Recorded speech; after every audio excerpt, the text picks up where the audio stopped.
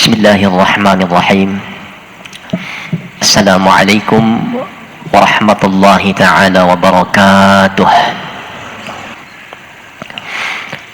Alhamdulillahi rabbil alamin, alladhi khalaqal insana fi ahsani taqwim, thumma radadnahu asfala safilin, illa alladhina amanu wa amilus salihat.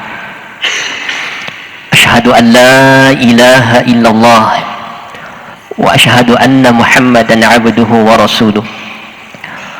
Allahumma salli wa sallim ala nabiyyina Muhammad wa ala alihi wa ashabihi ajma'in wa man tabi'ahum bi ihsan ila yaumiddin. Qalu subhanaka la ilma lana illa ma 'allamtana innaka antal alimul hakim. Faya ayyuhal muslimun al-hadirun, usikum wa iyaya bitaqwallah, faqad fazal muttaqun. Faqad qala Allah ta'ala fi kitabihil karim, wa huwa asdaqul qailin, a'udzu billahi minasy syaithanir rajim, bismillahirrahmanirrahim. Wa id qulna lil malaikati isjudu li adama fasajadu illa iblis aba wastakbara wa kana minal kafirin. Shadaqallahul azim wa shadaqa rasuluhul karim. Hadirin sidang jamaah Jumat yang sama-sama dimuliakan oleh Allah, alhamdulillah, inilah kalam terbaik yang patut kita ucapkan pada pertemuan Jumat kali ini. Oleh karena dengan kemampuan untuk datang ke masjid ini, mengucapkan takbir, rukuk dan sujud di hadapan Allah, sesungguhnya ini adalah bagian anugerah yang sangat besar dari Allah Subhanahu wa ta'ala. Bukankah masih banyak saudara-saudara kita yang lain, barangkali di saat yang bersamaan hari ini masih ada yang menikmati maksiatnya di hadapan Allah Subhanahu wa ta'ala. Oleh karena itu, mari kita menghaturkan salawat serta salam kepada sosok manusia terbaik yang telah diturunkan oleh Allah, yang bernama Rasulullah Muhammad sallallahu alaihi wasallam. 63 tahun hidup beliau, tidak satu pun ada anggota tubuhnya pernah tersentuh dengan maksiat. Mulutnya tidak pernah berbohong, tangannya tidak pernah diayungkan untuk menzalimi orang. Begitu juga dengan kakinya, tidak pernah dilangkahkan untuk berbuat maksiat kepada Allah. Beliau maksum, terpelihara dari dosa. Hadirin sidang jamaah Jumat yang sama-sama dimuliakan oleh Allah, izinkan saya pada pertemuan yang singkat ini mengangkat satu tema. Ada dua sifat, kalau dua sifat ini masuk dan menjelmah dalam hati kita, raga kita boleh saja ruku dan sujud di hadapan Allah, tetapi sesungguhnya batin kita jauh sejauh-jauhnya dari Allah Subhanahu wa ta'ala. Sifat yang pertama adalah sifat takabur. Inilah penyakit hati yang pertama, dibawa oleh iblis, lalu kemudian diinginkan agar sifat ini masuk menjelma dalam hati manusia. Hadirin, sifat ini sangat halus. Kalau kita tarik dalam sejarah, dulu ada sosok makhluk yang sangat dekat dengan Allah. Saking dekatnya dengan Allah, ribuan tahun berzikir kepada Allah, ribuan tahun dia beribadah di hadapan Allah.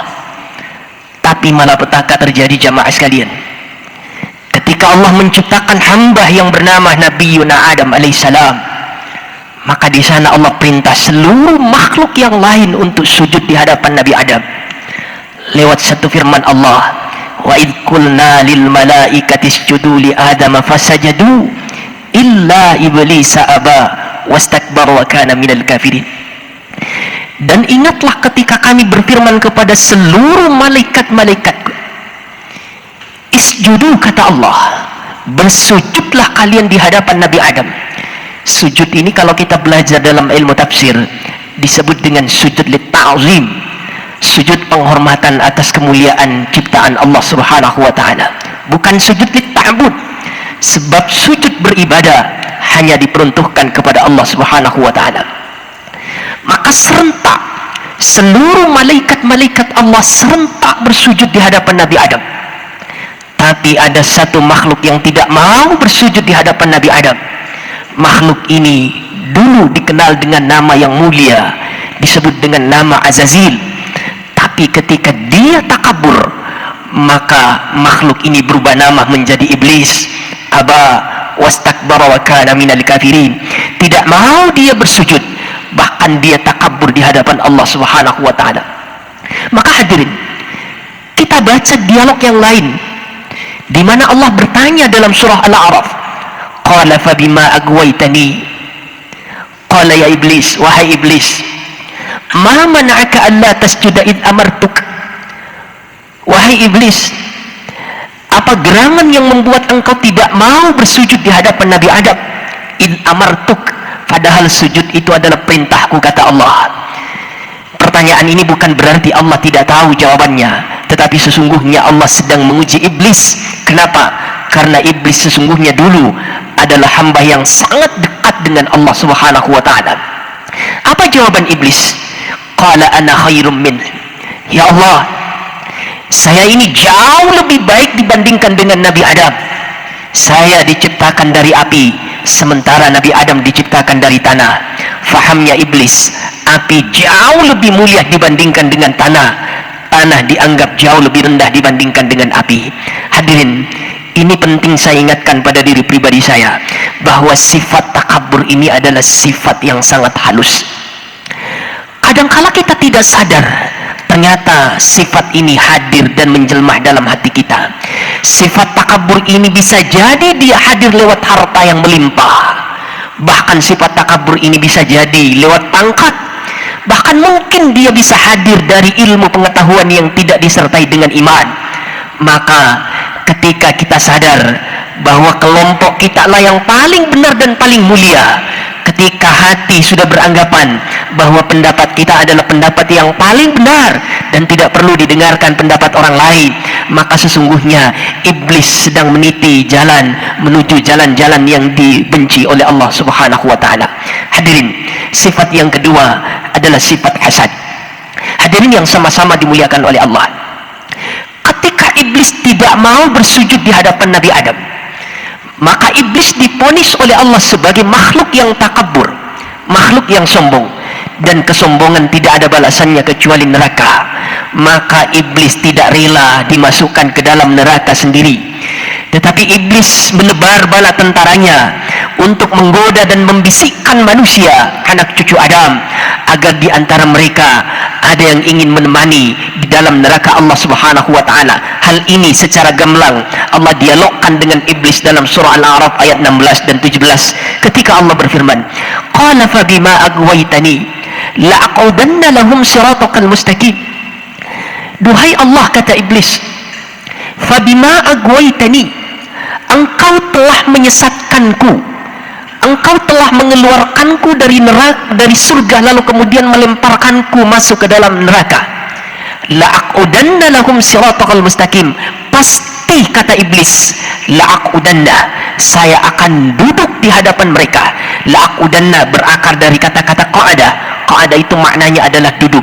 Siratakal mustaqim, kalau seandainya ada hambamu yang bernama anak cucu Adam, yang bernama manusia, yang ingin berjalan menuju jalan siratal mustaqim, la'aqudanna, pasti saya akan duduk menggoda dan menghalangi mereka agar mereka tidak sampai menuju jalan siratal mustaqim. Hadirin yang sama-sama dimuliakan oleh Allah, itulah sebabnya berbuat baik itu berat. Sekali lagi saya sampaikan, berbuat baik itu adalah berat. Kenapa? Karena kita sedang bertarung dengan iblis laknatullah alaih.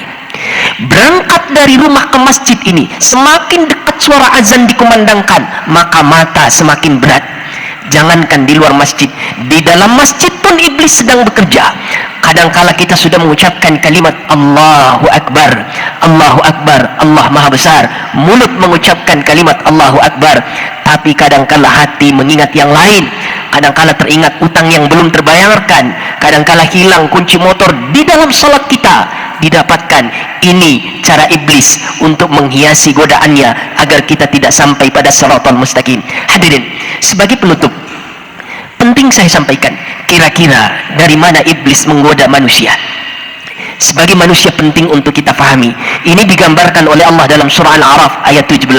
Allah berfirman, "Tsumma la'atiyannahum min baini aydihim wa min khalfihim wa an aymanihim wa an syama'ilihim."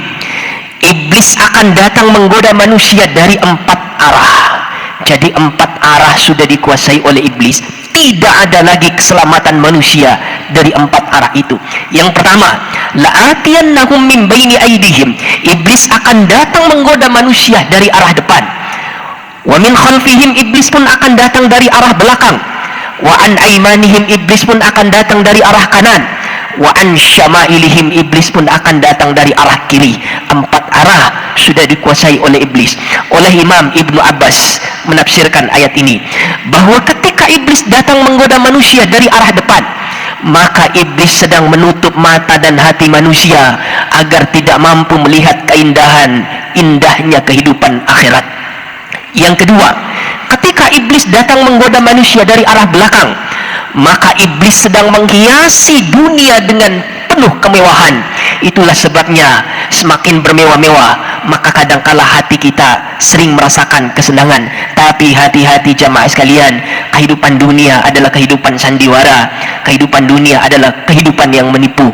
Itulah sebabnya Allah mengingatkan kita dalam Al-Quran bahwa paling tidak ada 3 sifat dunia. Pertama, sifat dunia adalah zina, perhiasan.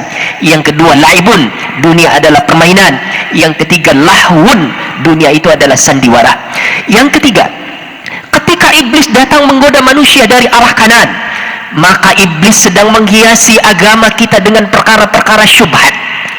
Kalau di kanan ada yang halal, sementara di kiri ada yang haram, maka antara kanan dan kiri ada tengah-tengah. Tengah-tengah ini disebut dengan perkara-perkara yang syubhat, perkara yang tidak jelas apakah dia halal ataukah dia haram. Dan kalau kita berani menerobos perkara yang syubhat ini, maka potensial kita akan diarahkan untuk menuju perkara-perkara yang haram, yang dilarang oleh Allah. Maka sebaiknya syubhat ini ditinggalkan. Yang terakhir, kalau iblis datang menggoda manusia dari arah kiri, maka iblis sedang menghiasi maksiat itu dengan penuh kelezatan. Hadirin, saya mengingatkan diri pribadi saya dan seluruh hadirin yang sama-sama dimuliakan oleh Allah. Kadangkala berbuat maksiat itu jauh lebih nikmat dibandingkan berbuat baik dan berbuat amal di hadapan Allah. Kenapa jamaah sekalian?